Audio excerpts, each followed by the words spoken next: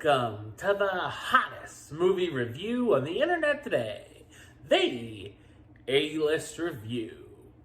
I am your host, the Game Changer, Wes Troop. And in this episode, I'm going to be taking a look at a movie that was originally supposed to come out in theaters a year ago, but now it has been released on Netflix. It stars Amy Adams. My review of the 2021 thriller, The Woman in the Window, coming up now.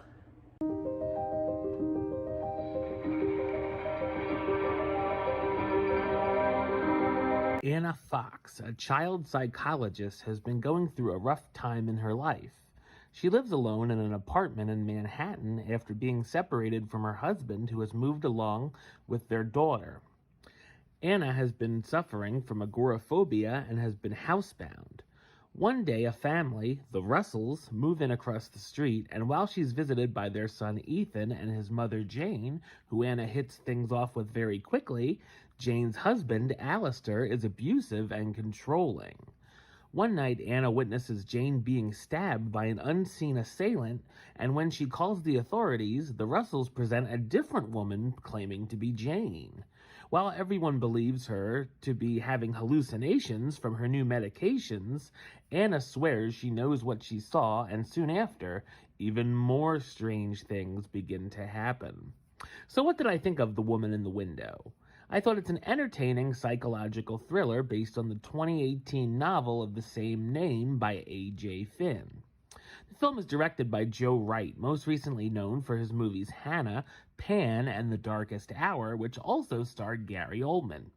The film looks great, is well shot, and utilizes some interesting camera work. When I saw the trailer, I definitely could feel a Rear Window vibe with some of its setup, and it does act as an homage to the Hitchcock classic, and even shows a clip from it in the first few minutes, along with some other old movie references throughout. The story is intriguing as we see what's going on across the street with these odd neighbors, but wonder if Anna is being set up or if she's truly imagining certain things. It kept me guessing what was going to happen next, and there's a number of suspects who could be the guilty party, so it's nice still being surprised along the way. We also learn a little more about Anna as the film goes on, and more into her past with some unexpected elements. While the movie goes on, a few creepy things begin to happen, but as we get to the third act and its twist, it feels a bit out of place when it really turns up the horror movie components. I also feel the twist will probably be very divisive and ruin the movie for a majority of viewers. I know that certain scenes were reshot after poor test screenings, so I'm wondering if the original segments would have fit the movie better after all.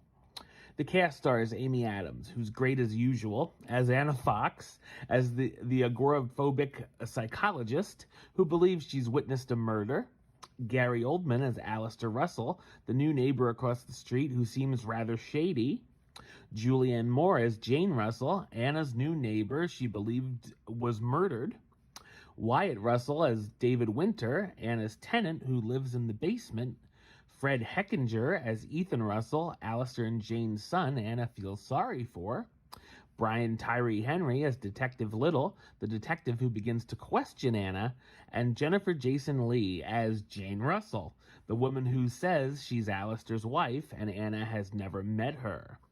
The Woman in the Window gives us another awesome performance from Amy Adams and is a mostly enjoyable mystery. Number-wise, I'm going to give it a 7 out of 10, which gives it the A-list rating of Do It. Alright, well that's the show. I'll be back with another review very soon. But until then, don't forget to subscribe right here on YouTube. YouTube.com/Westside515. Like the show on Facebook, Facebook.com/WesTroopaList. And of course, you can follow me on the Twitter and the Instagram @WesAList. Until next time, Troop out.